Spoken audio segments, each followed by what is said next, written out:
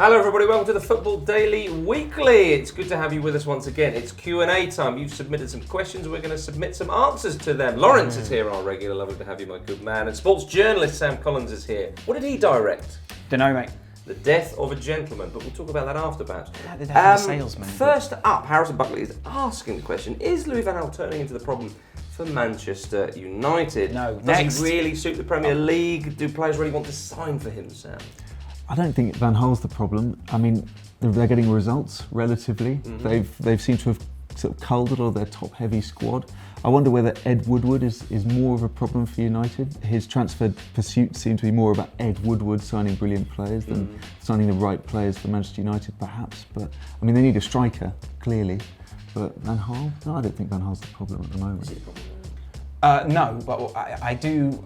Over the seasons, what we've seen is continual analysis of Van Gaal and thinking he's aiming for one thing, and then when it's got to the end of the season, it turns out actually no, he wasn't aiming for that. And I think the same is happening with the analysis of the United squad now.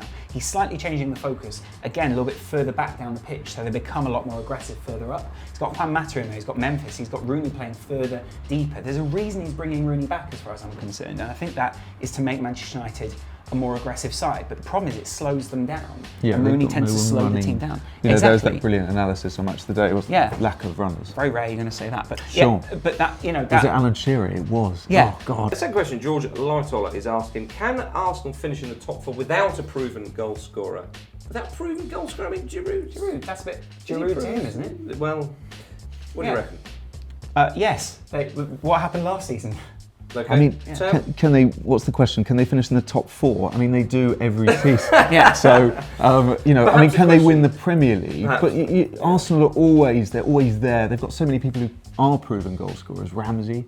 They've got Alexis Sanchez. You know. Sure, but a strike. These These are are from free kicks. I mean, No, but not they're 20 all goals guys plus. who are going to. But the point is, if they actually all perform, then you're going to get to the stage where they've all. If you've got 4 or 5 guys scoring more than 10 goals a season, which Arsenal potentially should do, then they could challenge, couldn't they? So they don't need a proven goal scorer, or a goal, or a Benzema, or somebody like that who's going to come in and score 20, 25 goals. It would be fantastic to get a Benzema for them, but I don't know if that's going to mean that they'll get any higher than 4th because of that. I think there's other problems, deficiencies in the side. Maybe you'd say that a proven goal scorer maybe might paper over for a little while, but some other clubs will find them out, and that would mean they wouldn't get as high as they wanted to get. Shahib is asking the question, can an English team reach the semi-finals or even further in the Champions League Yes. this season? Next. Yeah, Sam? Oh, well, Jose, when are Man City going to turn up and decide to start playing in Europe? Yes. I mean, that's the question we've been asking. We've been asking this question for the last 3 or 4 years. It's haven't we? such a strange one with Manchester City. Yeah. But Arsenal had some good runs over the years in the Champions League. A few. I think United are going to be. Louis Van Gaal. Manchester United? Yeah. I think he gets Europe. I think Laurence has got a point though, in that Van Gaal is so sort of tactically dogged. You wouldn't bet against them doing better than the others, weirdly. Yeah. I mean, a lot, again, just depends on whether can put the ball in the back of the net, doesn't it? So what he's basically saying to his squad is, you now need to play well. And in the Champions League, it's as if he gets it, because Club Brugge left United basically tactically quite well equipped, whereas other clubs, especially in the Premier League, seem to be able to shut them down a lot easier, seem to be able to shut them out. I wonder when Van Gaal comes up against a PSG, whether he's that kind of ego igniter that just goes, right, go and play the football.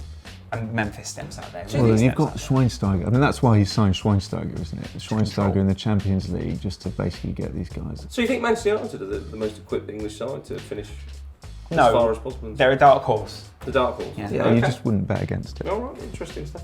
Alex is asking, it's early days, but do you reckon Leicester City have what it takes to finish in the top 10? In the top 10? I mean, they just survived relegation last season under Pearson. He pulled it out of the bag quite incredibly. They've now got Claudio Ranieri, much more qualified manager.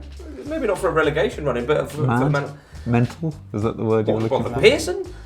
No, exactly. What am I talking A about? man But have who they got a man- actually looks like Robin Williams is doing an impression of an Italian. Indeed. Very good, sir. Yeah. But a man who's maybe more qualified to take a team further up the league. Yes. Bit more? Top 10, no. Further up, yes. Okay. Well, I think Mahrez is a wonderful player. Yeah. Whether he'll still be there come the end of January, I mean, can he sustain that for the whole season? I quite like the look of Okazaki. They've got what they've seemed to have done is they've signed players who fit their style, hard workers, guys who can move at pace on the break.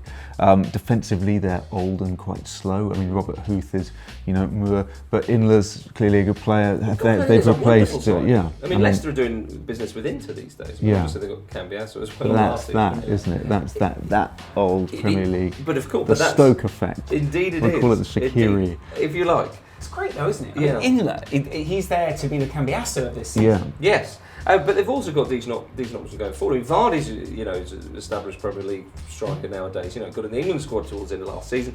And as you say, Mahrez is looking good. Okazaki, they've still got Joa in there.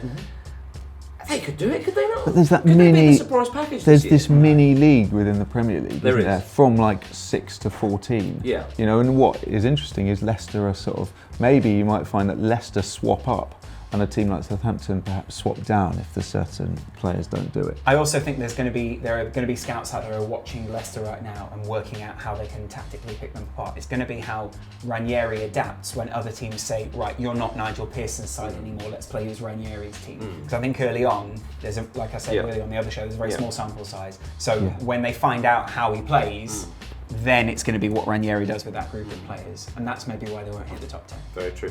Well, thank you very much, gentlemen. That is the end of our Q&A this week. Thank you very much for your questions. Do get your comments in below on anything that we've just said there. Go and see Death of a Gentleman. There's a film that this man directed. Sam Collins directed this film. I've never directed a film.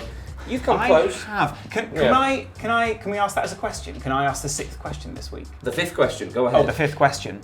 What was it like to direct a documentary about kind of a worldwide sport that touches more people's lives?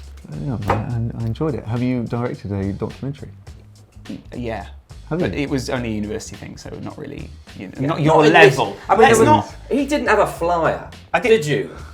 I did have a flyer. Did you? Yeah, but I mean, no, I'm not saying we're the same because, in many ways you're a better man than me. But what I would say is... In every way, some could suggest. Yeah, but some would be wrong. And I think that basically what I'm saying is go and see it. Yeah, definitely a gentleman. That went wrong, didn't it? Not to worry. But Laurence, thank you very much. Sam, pleasure, my Thank good man. you.